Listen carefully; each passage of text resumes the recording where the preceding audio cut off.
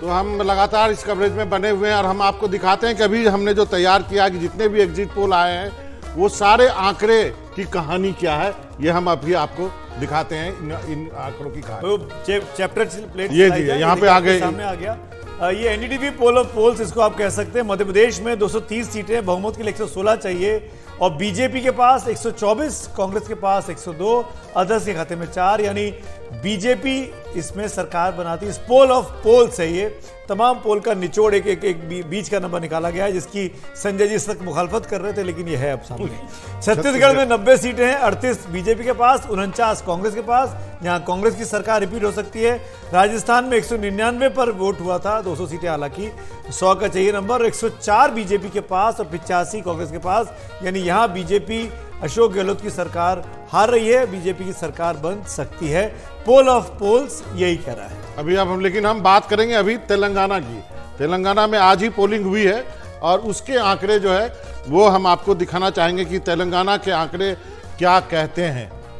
तो मैं एक इस पर रिएक्शन ले लेते हैं। हाँ जी, हाँ जी। ये जो पोल ऑफ पोल्स है, और इनफैक्ट संजय जी तो गुस्सा हो जाएंगे मुझसे, तो संजय जी मैं पहला सवाल आप ही से पूछना चाह रहा हूँ, बगैर नाराज हुए, बगैर परेशान हुए, अगर ये नंबर है 124 मध्य प्रदेश में भाजपा को और 104 राजस्थान में भाजपा को। नहीं सुमित, गुस्सा होने की तो कोई बात ही नहीं है, सिर्फ मुस्कुराने हंसने की बात है कि मतलब मैं भी इसके फेवर में नहीं रहता हूं, लेकिन क्योंकि मतलब यह है कि कोई भी चीज का विश्लेषण करें तो उसका कोई तरीका होता है। क्या इस तरीके से हम इस विश्लेषण या नतीजे पर पहुंचेंगे कि किस पार्टी की सरकार किस राज्य में बन रही है? वो ठीक है, चर्चाओं के लिए तो ठीक है, एक डायरेक्शन मिलता है, लेकिन इसी के लिए मेरा एतराज है इस पर कि आप, क्योंकि हम देख रहे हैं आउटलायर्स हैं। एक पोल जो है एक पार्टी को, बीजेपी को मध्य प्रदेश में बड़ी जीत दिखा रहा है और दूसरा उसको हारता हुआ दिखा रहा है। अब आप इसका निचोड़ कैसे निकालेंगे? बिल्कुल, तो ये दिक्कत है। और दोनों का अलग अलग तरीका रहा होगा सर्वे करने का, अलग अलग। कुछ बड़े अच्छे शब्द हैं जी, इसको घनात्मक संयोग कहा जाता है कि आप तो ये बहुत ही सघन बातें हैं और आप जानते हैं कि मतदाता, मत का मतलब बुद्धि और विवेक होता है, और हमारे यहाँ जो सबसे गरीब तबका है वो अपना बुद्धि और मत का प्रयोग करके आज बक्सा में उसने सब फेट सील कर डाले हैं। अब उसको घनात्मक संयोग से हम किसी तरह का विश्लेषण कर लें, लेकिन 3 दिसंबर तो इन सब पोल ऑफ पोल्स पे भारी पड़ेगा और उस दिन हम देखेंगे कि इन नंबर्स को हम कैसे आंक सकते हैं। इनफैक्ट आपके क्या रिएक्शन है अविनाश पोल ऑफ पोल्स पे? एक वो पोल ऑक्टोपस आया था वर्ल्ड कप फुटबॉल में जो प्रेडिक्ट जीता था, तो यहाँ पे एक ऐसा का ऐसा पोल ऑक्टोपस चाहिए जो बताए कि ये पोल ऑफ पोल्स जा किस तरफ रहा है।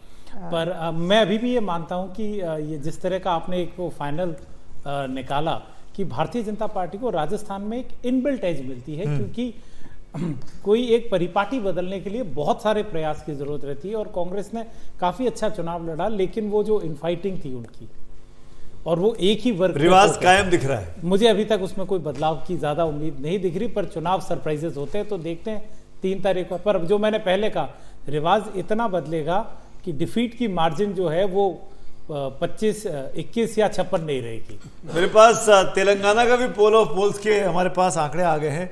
तेलंगाना में क्योंकि आज ही पोल हुआ और अभी तक बहुत सी एजेंसीज अपनी सर्वे कर रही हैं, वो आंकड़ा भी आपके सामने स्क्रीन पर है। 44 पर बीआरएस, 62 पर कांग्रेस, यानी कांग्रेस को क्लीन मेजोरिटी कम से कम तेलंगाना में मिलती हुई इस पोल ऑफ पोल्स पे दिखाई दे रही है। उमा के पास चलते हैं, पहले आता हूँ रजत, उमा के पास चलता हूँ। उमा, अब यदि आपको आवाज आ रही है, मनोरंजन भारती बोल रहा हूँ, ये आंकड़े समझाइए जरा। कुछ महीने पहले आपसे मिला था तो ये आंकड़े 40-19 के बराबर थे, दोनों उल्टा था। हाँ, अब कैसे हो गया ये?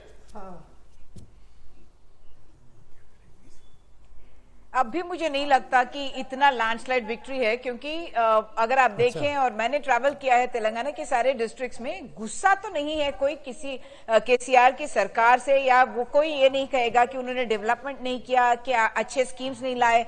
जैसे रैतु बंधु बहुत पॉपुलर स्कीम है, पेंशनर्स बहुत पॉपुलर स्कीम है, लेकिन एंटी इनकम्बेंसी एक बहुत बड़ी फैक्टर हो गई है तेलंगाना राष्ट्र समिति, जो अब भारत राष्ट्र समिति बन चुकी है, उनके लिए। क्योंकि जो उन्होंने 90% जो उनके विधायक हैं उनको रिपीट किया है। और अगर आप देखें तो तेलंगाना बीआरएस की जो स्ट्रक्चर है उसमें एमएलए सेंट्रिक रहता है हर असेंबली कंस्टिट्यूंसी में, यानी कि पार्टी का कोई पैरेलल स्ट्रक्चर नहीं है, सिर्फ एमएलए सेंट्रिक हो जाता है और इसीलिए सारा पावर उनके पास कॉन्सेंट्रेटेड हो जाता है। और वो 2 बारी रिपीट करने की वजह से मुझे लगता है कि ये जो एक मोमेंटम कांग्रेस का दिख रहा है वो तो मतलब 2-3 रीजंस उसके लिए हम उमा जी कह आप भी ये सकते हैं, क्योंकि उमा जी आप ये कह अगर रहे आप हैं, sorry to interrupt you in between, कि केसीआर के अगेंस्ट में माहौल नहीं है लेकिन विधायकों के अगेंस्ट में शायद एंटी इनकम्बेंसी है, मैं राइट?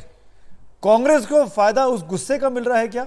और ये मोमेंटम तो बीजेपी ने बनाया था केसीआर के अगेंस्ट में, कांग्रेस कैसे इनकैश कर रही है? आप बिल्कुल सही कह रहे हैं, क्योंकि 6 महीने पहले या फिर जब म्युनिसिपल इलेक्शंस हो रहे थे तो हमने हैदराबाद के इलाके में देखा कि जहां पे भाजपा को 48 सीट मिले 150 वार्ड में से कांग्रेस को सिर्फ 2 मिले थे, लेकिन वो आंकड़े बड़े सही थे क्योंकि अर्बन एरिया में वैसे भी कांग्रेस की ज्यादा पकड़ नहीं है। लेकिन जो मोमेंटम भाजपा यहाँ पे बना रही थी बंडी संजय के साथ, अगर वो लोग उसी लीडरशिप के साथ कंटिन्यू करते और ये ओबीसी सीएम की बात जो अमित शाह जी ने, प्रधानमंत्री जी ने यहाँ पे आके कही, तो वो अपना वो कॉन्स्टिट्यूएंसी डेवलप कर सकते थे। लेकिन जब बंडी संजय को रिमूव कर दिया गया, इसलिए भी कि भाजपा के पास यहाँ पे ओरिजिनल टैलेंट नहीं है, उनको दूसरे पार्टी से अपना टैलेंट लेके आना पड़ा, जैसे ईटेलर राजेंद्र। और सूत्रों के अनुसार ईटेलर राजेंद्र के आने की वजह से ही बंडी संजय को उस पद से हटाया गया और वो शायद एक ब्लंडर था। और जब बीजेपी का ग्राफ गिरने लगा तो कांग्रेस का ग्राफ उठने लगा। और दूसरी तरफ उनका जो कर्नाटका में जो विजय हुआ उसके बाद उन्होंने मोमेंटम पकड़ा। और ये भी कहना बहुत जरूरी है कि उन्होंने बहुत ही अच्छा कैंपेन माउंट किया। शायद प्रियंका गांधी और राहुल गांधी ने कहीं और इतनी अच्छी कैंपेन या इतनी इंटेंसिव कैंपेन नहीं की जहां जितनी उन्होंने तेलंगाना में की। और इसीलिए उनके जो लीडर्स थे बाकी पार्टीज में, जो भाजपा में चले गए थे या कहीं और चले गए थे, उनको वो वापस अट्रैक्ट भी कर पाए। और मेरा एक छोटा सवाल है, क्या मुस्लिम वोट टूट के जो है वो बीआरएस से टूट के कांग्रेस को गया है, या ये हैदराबाद में क्या स्थिति है और हैदराबाद के बाहर? हैदराबाद में एमआईएम पार्टी की तो पकड़ अच्छी है। और अगर आप देखें तो 13% मुस्लिम वोट है तेलंगाना में, और उसमें 40% जो आबादी है वो हैदराबाद में ही रहते हैं। वो वोट एमआईएम और बीआरएस के साथ है। लेकिन रेस्ट ऑफ तेलंगाना में अगर आप देखें तो ये जो नैरेटिव था कि बीआरएस और भाजपा के बीच कुछ ना कुछ टैसिट अंडरस्टैंडिंग है, उसकी वजह से और कुछ उलिमा वगैरह ने भी ऐसे प्रोपेगेंडा और ऐसे डायरेक्शंस भी दिए कि आप इतने नंबर सीट में, जैसे 69 सीट में आप कांग्रेस को सपोर्ट कीजिए। बहुत स्पेसिफिक उन्होंने डायरेक्शंस दिए थे। कितने लोग उसको मानते हैं ये तो नहीं, मैं नहीं कह सकती, लेकिन जब हमने ट्रैवल किया तो बहुत लोगों ने यही बात कही कि हमें लगता है कि बीआरएस और भाजपा के बीच कुछ अंडरस्टैंडिंग हो गई है और इसलिए हम नहीं चाहते कि हम अब जो वोट, जैसे हम ये चर्चा में इस बारी काफी आया है कि एमआईएम अपना चुनाव सिर्फ हैदराबाद तक सीमित रखता है और बाकी तेलंगाना में नहीं लड़ता, क्योंकि वहां पे वो वोट बीआरएस को जाती है और बीआरएस को एक सेक्युलर पार्टी माना जाता है। लेकिन इस बारी क्योंकि वो गुस्सा था, मुसलमान वोट कांग्रेस की तरफ गया है, ऐसा मुझे लगता है। और दूसरी बहुत अहम चीज ये है कि जो मुस्लिम वोट है उसका जो इंपैक्ट है 30 to 35 सीट्स में डिसाइसिव है। बहुत इंटरेस्टिंग एनालिसिस रहूंगा आपका। आप शायद हम सबसे बेहतर तेलंगाना को जानती हैं, आप तो लगातार वहाँ काम कर रही हैं, आप रहिएगा मेरे साथ। लेकिन रजत, मैं आपका रिएक्शन जरूर जानना चाहूँगा, अब क्यों बीजेपी इस लड़ाई में पिछड़ गई? 5 में से 4 राज्यों में आमने सामने का मुकाबला चल रहा था, एकमात्र ऐसा राज्य था जो ट्रायंगुलर हो सकता था, पर जो नतीजे दिख रहे हैं एग्जिट पोल के कम से कम, उसमें बीजेपी काफ़ी पीछे छूट गई। क्या वो बंडी संजय कुमार को हटाना उसी का ये रिप्रिकॉशन है? आपका एनालिसिस क्या कहता है? मुझे ऐसा लगता है कि 2-3 चीज़ें एक साथ घटी भाजपा के साथ। एक समय में कई सारे नेता कांग्रेस पार्टी के सब कांग्रेस छोड़ के बीजेपी में आ रहे थे। कांग्रेस जहां जहां बाईपोल्स लड़ रही थी वहां उसका जमानत भी जब्त हो रही थी और बीजेपी वर्सेस बीआरएस की एकदम वन ऑन वन लड़ाई थी। नेशनल एग्जीक्यूटिव हुआ बीजेपी का, पूरा भयंकर तरीके से माहौल बना पूरे स्टेट में। उसके बाद एक बाईपोल हुआ मुनुगोडू में, जो कि जिसमें 92% पोलिंग हुआ। बीआरएस ने पूरी अपनी एनर्जी झोंक दी। उसमें करीब करीब 15-20 मंत्री बैठ गए उस छोटी सी कॉन्स्टिट्यूएंसी में, सारे विधायक बैठ गए और उन्होंने सोचा कि अब माइक्रो मैनेज करके बीजेपी को हराना है। अगर बीजेपी वो मुनुगुडु जीत जाती तो ये कंटिन्यू रहता बाईपोल। उसको हारी, उसके साथ में 2-3 चीजें हुई, अलग अलग जगहों से नेता आए, बड़े बड़े बहुत बड़े बड़े नाम आए पार्टी के अंदर, लेकिन सामंजस्य नहीं बता पाए। वो लोग एक साथ को एग्जिस्ट नहीं कर पाए और बीजेपी के जो पार्टी और ऑर्गेनाइजेशन लोग जो देख रहे थे, मंत्री श्रीनिवास जी को पंजाब का दायित्व दे दिया गया, ऑर्गेनाइजेशनल बेस डिके हो गया। जो ऑर्गेनाइजेशन चलाते हैं उनको मालूम होता है कैसे इतने बड़े बड़े महत्वाकांक्षी नेताओं को एडजस्ट करना है सिस्टम में, वो एडजस्ट ही नहीं कर पाए। इतने बड़े नेता आ गए सब एक साथ। आपने बाहर से लिए नेता, जी सारे बाहर से आए थे। अपने नेता को सैक्रिफाइस करना पड़ा, अपने नेता को इसलिए क्योंकि उनको वहां पे एक माहौल बनाया गया कि ये पुराने वर्सेस नए का कंपटीशन चल रहा है बीजेपी में, तो बिना मतलब एक माहौल बनता चला गया। तो बीजेपी ने सोचा कि शायद बंडी जी को हटा के बाकियों को एकोमोडेट करना चाहिए, सब बड़े नेता हैं। लेकिन उस उठापटक में बीजेपी का मोमेंटम लूज हुआ और कांग्रेस यहां तक आई। फिर भी जो उमा जी ने बोला, एक बात जो उन्होंने बिल्कुल सही बोली, गुस्सा नहीं है बीआरएस का, ये चीज समझनी होगी। आंधी तूफान जो ये सर्वेस दिखा रहे हैं, पोल डे का जो मैनेजमेंट होता है, लास्ट माइल कांग्रेस के पास नहीं है। और जितनी भी केटीआर का आप ट्वीट देखिए, वो कहते हैं अभी भी पोलिंग हो रहा है, 9 बजे तक लोग लाइन में लगे हुए हैं। ये इलेक्शन कमीशन ने अलाउ कैसे किया ऐसा इलेक्शन के एग्जिट पोल्स को आना? तो उनका भी दर्द जायज है क्योंकि लोग क्यू में लगे हैं, लेकिन इतनी जल्दी एग्जिट पोल असेस मत करे। पोलिंग डे के दिन जो micro management TRS party BRS party का है, वो कांग्रेस क्योंकि लिखे हुए हैं काफी समय। मिजोरम का देख लेते हैं। मिजोरम का आंकड़ा भी मेरे पास आ गया है। 40 सीटें हैं, 21 के लिए बहुमत चाहिए। एमएनएफ जो मिजो नेशनल फ्रंट है उसकी 14 सीटें आ रही हैं, 7 सीटें कांग्रेस के पास है। जेडपीएम जो कि नई पार्टी बनी थी वो 17 सीटें आ रही हैं। यहाँ पर त्रिशंकु विधानसभा की स्थिति है और ऐसे में क्या होगा? रजत आप ही समझा दीजिए इसको। देखिए अब क्या होगा?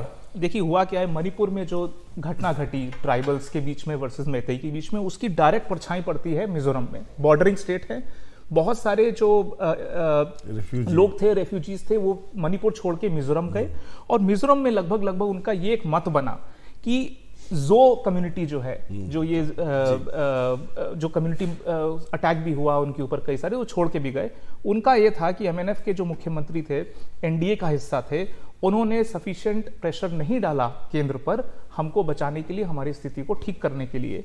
ऐसा एक एंगस्ट, एक गुस्सा, एक नाराजगी जो कम्युनिटी में, जो कि डोमिनेंट कम्युनिटी है मिजोरम में, उसमें एक गुस्सा था।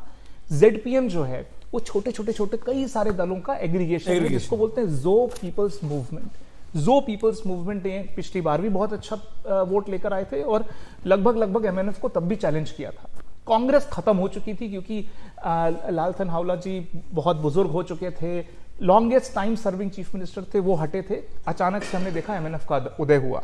इस बार कांग्रेस नई एनर्जी के साथ है, वहां पे यंग लीडरशिप है। मैं वही सवाल, कांग्रेस मिजोरम में रिवाइव होती दिख रही है। बिल्कुल। बीजेपी जो सत्ता में रही, साथ रही एमएनएफ के साथ, वो क्यों? नहीं, 99% क्रिश्चियन पॉपुलेशन थी। बीजेपी ने बहुत प्रयास किया कि वहां पर जगह बना सके। मिजोरम एक ऐसा प्रदेश था अमंग सारे नॉर्थ ईस्ट स्टेट्स में जहां पे वो जगह नहीं बना पाई थी और लार्जली एमएनएफ के भरोसे उन्होंने छोड़ा था कि एनडीए के पार्टनर हैं। लेकिन एमएनएफ ने इस बार एनडीए अलायंस से वॉकआउट किया, अकेले पड़ गए और अकेले पड़ने की वजह से केंद्र का भी मदद नहीं मिला और अलग थलग पड़ने की वजह से आज वो थोड़ा ट्रेल कर रहे हैं। लगभग जेडपीएम और कांग्रेस की सरकार आती हुई दिख रही है। बिल्कुल, इस कम से कम हम सिंपल मैथ्स में तो जोड़ ही सकते हैं। अलका लामा मेरे साथ शायद बनी हुई है। अलका जी, आपको आवाज आ रही है? मुझे बताइए कि आप हैं अभी हमारे साथ। थैंक यू सुमित जी।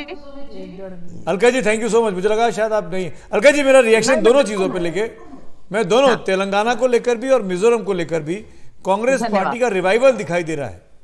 बिल्कुल सुमित जी, जो भारत जोड़ो यात्रा है वो तेलंगाना में बहुत बड़ा फैक्टर साबित हुई। नंबर 1 हमारे लिए, हमने देखा वहां माहौल बदला हुआ था। उसके बाद कर्नाटका की जीत के बाद मल्लिकार्जुन खड़गे जी का तेलंगाना में बैठ जाना, वो एक और हमारे लिए ताकत साबित हुआ। प्रियंका जी लगातार महिलाओं में आप देखेंगे जिस तरह के रोड शो या महिलाओं की गारंटी या उन्हें राहत की बात, ये सब चीजें रही। मैं नालगोंडा डिस्ट्रिक्ट गई थी, 3 घंटे का सफर हैदराबाद से करके। 12 सीटें आती है नालगोंडा में, 12 की 12 बीआरएस के पास है। और वहां पर हम स्वीप कर रहे हैं। आप ही की जो एक्सपर्ट वहां पर है, उन्होंने क्या बताया कि लोगों को लगने लग गया था कि बीआरएस और बीजेपी का गठबंधन है। यूं ही नहीं, जब राहुल जी ने नारा दिया था कि मोदी के दो यार ओवैसी और केसीआर, तो खूब मिर्ची लगी, लेकिन ये लोगों को सच माना, ये आपके एक्सपर्ट ने बता दिया, जिसपे हमें लाभ मिलते हुए दिख रहा है। मिजोरम की अगर आप बात कर रहे हैं तो मिजोरम, मणिपुर में जो हो रहा है उसका सीधा असर मिजोरम के चुनाव में दिख रहा है। प्रधानमंत्री जी वो पहला राज्य और चुनाव होगा जब से वो प्रधानमंत्री बने, ना मणिपुर गए और ना मिजोरम उन्होंने एक बार भी कदम रखा है। आज जो बीजेपी के एक्सपर्ट बिठाए वो मणिपुर के सीएम के उसका फायदा आपको मिला ना, एक रिएक्शन ले लेते हैं। उसका फायदा तो मिल गया ना आपको मिजोरम में भी, लेकिन हमें ऐसा फायदा नहीं चाहिए। ये मणिपुर के सीएम के एडवाइजर बैठे हैं रजत सेठी जी, पूछिए मणिपुर तो जल रहे, कौन एडवाइजर थे उनके? मैं रोक रहा हूँ 1 मिनट, वक्त की कमी है, वक्त की कमी है, विसिल बजाना पड़ेगा। लेट्स आखिरी 1 मिनट है, इसको पर्सनल उसमें नहीं ले आते। संजय जी, मिजोरम के चुनाव को लेकर मैं चाहूंगा, क्योंकि राष्ट्रीय चैनल पे हम लोग बैठे हैं, हम 5 राज्यों की बात करते हैं, मिजोरम को भूले ना। आपको क्या लगता है क्यों एमएनएफ जो है वो अपने आप को दोबारा सत्ता में नहीं ला पा रही है? कई सर्वेज में ये दिख रहा है। मुझे लगता है कि अगर मैं गलत ना हूं, 10 साल की उनकी सरकार रही है जी, कहीं ना कहीं एंटी इनकम्बेंसी 5 साल की सरकार है, एंटी इनकम्बेंसी कहीं ना कहीं होगी। और जिस बात का जिक्र रजत कर रहे हैं, जो कुछ घटनाएं मणिपुर में चल रही थी और एमएनएफ का सीधा संबंध एनडीए के साथ, वो केंद्र की सरकार में है। मणिपुर में जो घटनाएं घटी उसका कुछ ना कुछ असर दिखाई पड़ता है मिजोरम में। मिजोरम में प्रधानमंत्री का नहीं जाना, पता नहीं जाने के बाद स्थिति और अच्छी होती बुरी होती ये तो नहीं कह सकते, लेकिन कुल मिला के कहीं ना कहीं एनडीए सरकार से नाराजगी, बीजेपी से थोड़ी नाराजगी, और एमएनएफ का बीजेपी के साथ मिलके केंद्र में सरकार में रहने के कारण ये खामियाजा भुगतना पड़ा। ये है कि ये दिखता है एक तरह से बीजेपी जरूर हार जाती है, लेकिन चुनाव भारत में हम एक बहुलवादी राष्ट्र हैं, समाज हैं। कुकीज़ों की आवाज़ जो है वो मिजोरम में तगड़ी होती है, तो एक तरह से अगर मैती आवाज़ मणिपुर में प्रबल हुई और एक अच्छे तरीके से नहीं हुई, कुकीज़ों आवाज़ जो है वो आपको दिख रही है, तो भारत का जो लोकतांत्रिक प्रोसेस है वो अनेक, और नाराज़गी भी अगर जनता में है तो उसको भी दर्ज कराने का मौका देता है। और मुझे दिख रहा है कि मिजोरम ये बहुत महत्वपूर्ण बात, संदेश जो है वो हमें दे रहा है कि हमारी बहुलवादी परंपरा जो है चुनावों के जरिए से अकोमोडेट की जाती है। बहुत इंपॉर्टेंट बात मनीषा जी ने की, और इससे अच्छी बात नहीं हो सकती इस प्रोग्राम को यहाँ पर वाइंड अप करने के लिए, कि देश जो है हम सब लोगों के साथ मिलकर बना हुआ है। हर व्यक्ति की अपनी इंपॉर्टेंस है, और यही लोकतंत्र की ताकत है कि हर व्यक्ति को इसमें महत्वपूर्ण स्थान मिले और उसकी बात को सुना जाए। जरूर हम मिलेंगे आपको जिस दिन एक्चुअल काउंटिंग होगी, तब तक आप इंतजार कीजिए। अभी भी बहुत कुछ जो है परिवर्तन हो सकता है, इस उम्मीद के साथ इस प्रोग्राम इनफैक्ट अगले 2 दिनों तक हम इस एग्जिट पोल के और भी पोस्टमार्टम करते रहेंगे। आप एनडीटीवी इंडिया देखते रहेगा, तमाम खास मेहमानों का पैनल भी हमारे साथ रहेगा। बहुत बहुत शुक्रिया, thanks for watching, good night.